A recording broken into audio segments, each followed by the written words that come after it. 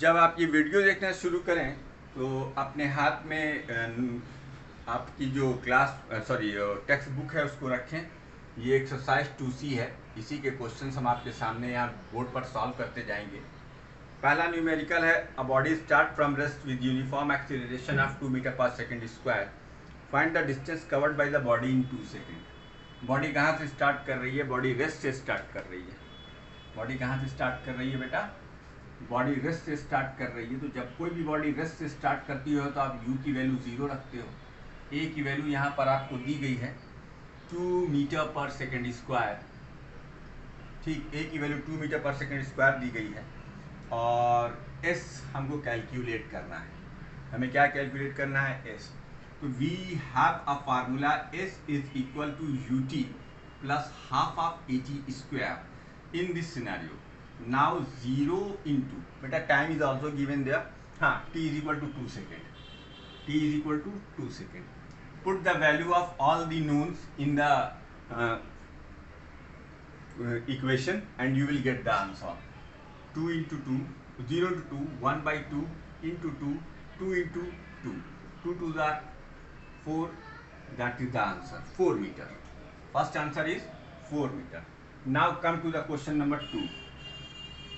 जो ये कह रहा है body start with an initial velocity of 10 metre per second and accelerate 5 metre per second square. Find the distance covered by it in 5 second. The question is same here, u is not equal to 0। u 0 नहीं है। u की value यहाँ पर 10 metre per second square दी हुई है, 10 metre per second दिया हुआ है। एक्सीलरेशन की value 5 metre per second square है, 5 मीटर पर सेकेंड स्क्वायर है और t की वैल्यू आपकी दी हुई है 5 सेकेंड। तो अब डिस्टेंस कवर्ड के लिए आपको फिर वही फार्मूला यूज करना है, s is equal to ut plus half of at square. In this scenario u will be come out as 10 into 2। देखिए यहाँ पर 0 हुआ but here it will be not 0। 10 into 5 plus 1 by 2। Acceleration is 5 and time is also 5 into 5। तो 2.5 25 25 625 62.5। तो this answer will be come out as 50 plus 62.5 and you will get 112.5 metre. This is the second question, 112.5 metre. Now pause the video and note the solution of these two question. I am proceeding towards 3-1। जब भी white board भर जाएगा आपको pause कर लेना है और video को, और फिर सॉल्यूशन को नोट कर लेना है। अब तीसरा क्वेश्चन देखते हैं। A vehicle is accelerating on a straight road. Its velocity at an instant is 30 km per hour. After 2 seconds, it is 33.6 km per hour, and after further 2 seconds, it is 37.2 km per hour. Find the acceleration of the vehicle in meter per second square.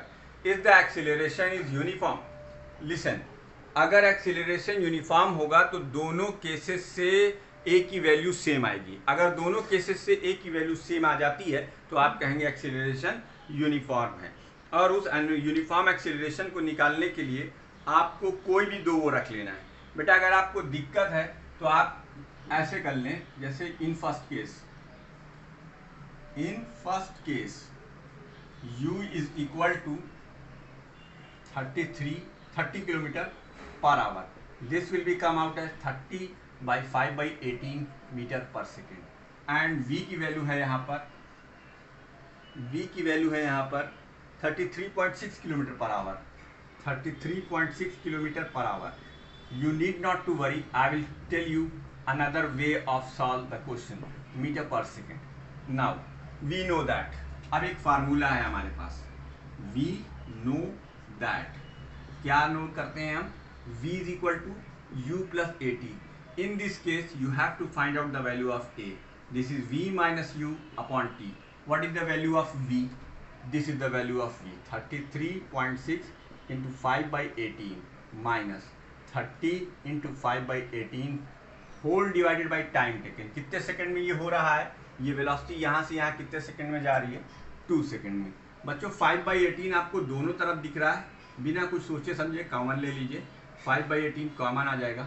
अब 33.6 minus 30 divided by 2, don't worry. तो this will be come out as this will come out as 3.6. So 5 into 3.6 divided by 18 into 2. This is 0.2 and this is 10. This is 0.5 metre per second square. ठीक. अब अगर object is moving with uniform acceleration, तो in second case also the A should be come out as same as in the first case. So in second case, अब मैं सब कुछ elaborate करके नहीं लिखूंगा. अब यहाँ पर U जो है, यहाँ पर U की वैल्यू आप लिखेंगे 33.6 किलोमीटर पर आवर.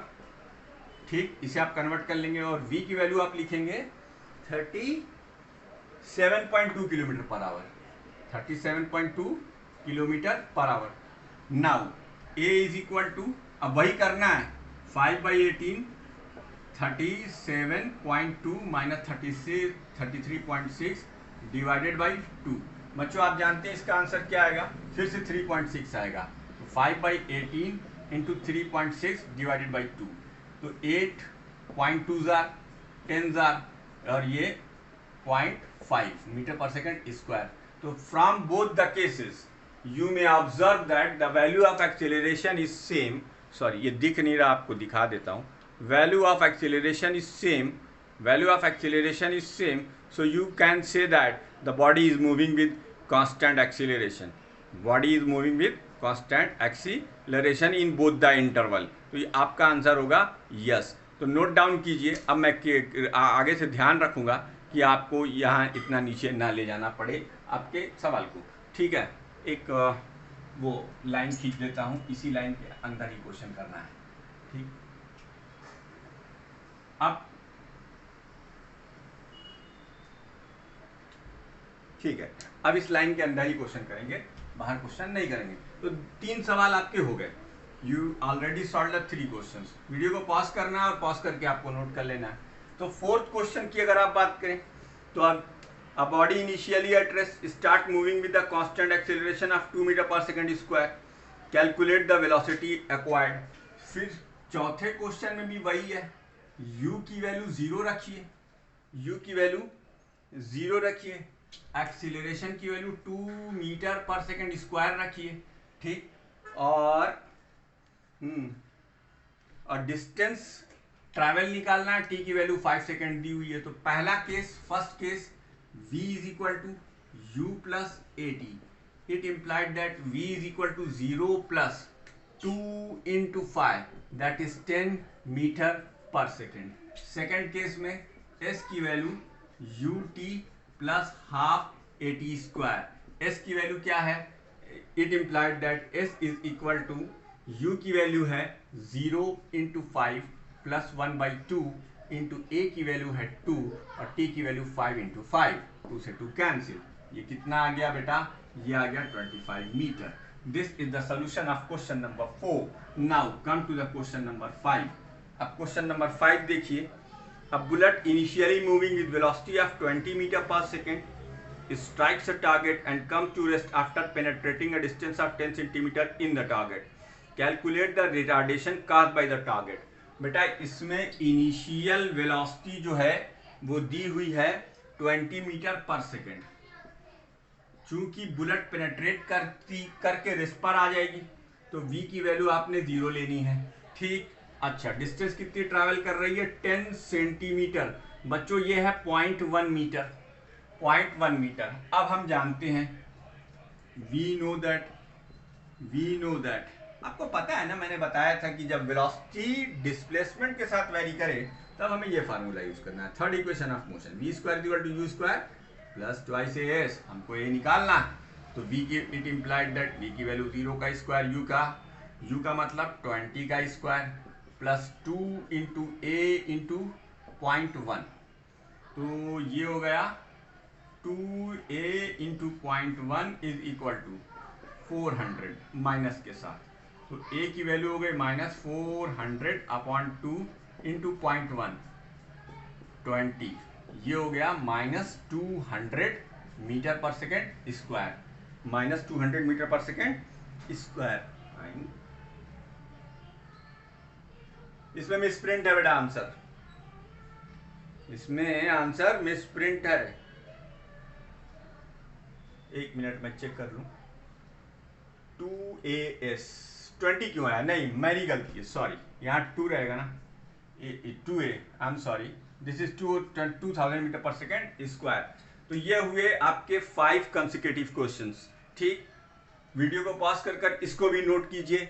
अब आपको क्वालिटी की कोई दिक्कत नहीं हो रही होगी और मुझे कमेंट करके बताइएगा जरूर। ठीक है, क्वेश्चन नंबर 4, 5 हो गया।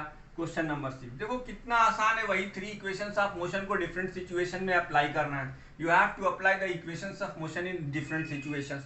तो बच्चों अब ये जो 6 क्वेश्चन है, a train moving with the velocity of 20 meter per second is brought to rest by applying the brakes in 5 seconds. Calculate the retardation. हालांकि मुझे ये क्वेश्चन छोड़ देना चाहिए बट मैं बता रहा हूँ। u की वैल्यू है 20 मीटर पर सेकेंड, u की वैल्यू है 20 metre per second, brought to rest by applying a brake, t is 5 second और v की वैल्यू है 0. You have to calculate the value of a. तो we know that हर numerical को करने का यही तरीका होता है, पहले जो नोन चीज हुए हैं उनको आप सिंबॉलिक रिप्रेजेंटेशन कर दीजिए, फिर प्रॉपर फार्मूला लगाइए। अब जैसे वेलोसिटी टाइम के साथ वेरी कर रही है तो हम फार्मूला v = u + at का लगाएंगे। तो v की वैल्यू 0 रखेंगे, u की वैल्यू 20 रखेंगे, a की वैल्यू हमें कैलकुलेट करनी है और t की वैल्यू जो है वो 5 रख देंगे। तो a की वैल्यू आ जाएगी -20/5 -4 मीटर पर सेकेंड स्क्वायर। बेटा रिटार्डेशन है इसलिए माइनस साइन लगा हुआ है। ये हुआ आपका क्वेश्चन नंबर 6। अब आ जाओ क्वेश्चन नंबर 7 पर।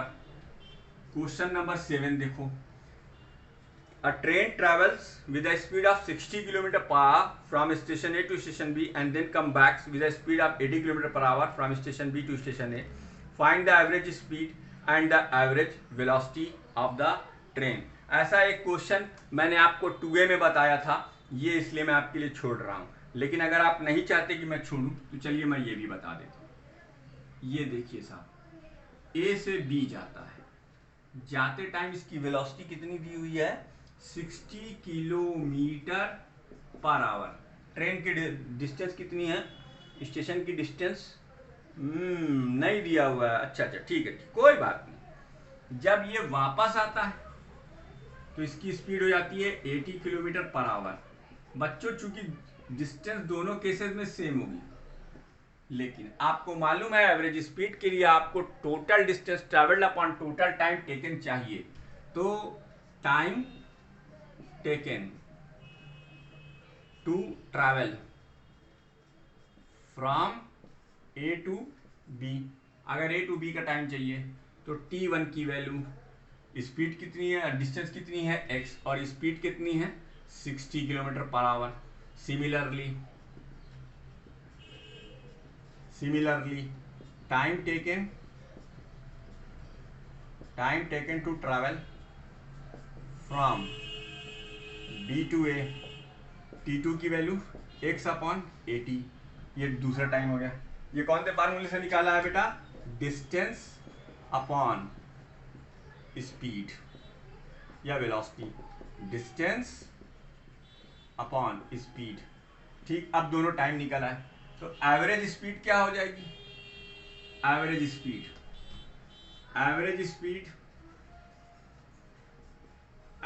Speed is equal to total distance travelled upon total time taken. ठीक, तो टोटल डिस्टेंस ट्रैवल्ड कितनी है? x, फिर कितनी है? x आने में, x जाने में। टाइम कितना ले रहा है? t1 + t2 यानी x/60 + x/80। ये हो गया ऊपर 2x, यहाँ से x कॉमन निकाल ले और 8 और 6 का मिनिमम एलसीएम 8 3 24 और 6 6 24, 240 कर लीजिए, आराम से सॉल्व हो जाएगा। ये 4 + 3 सॉल्व हो गया। जो भी आंसर आपका आ जाए, कुछ डेसिमल वगैरह में आया, बिल्कुल सही बात है। और बेटा जब डिस्प्लेसमेंट 0 है तो वेलोसिटी 0 होगी। जो पुराना वीडियो था इसके सारे न्यूमेरिकल्स हमने बता दिए। अगर इसके आगे वाला भी वीडियो क्लियर नहीं है तो प्लीज़ हमें तुरंत बताइए।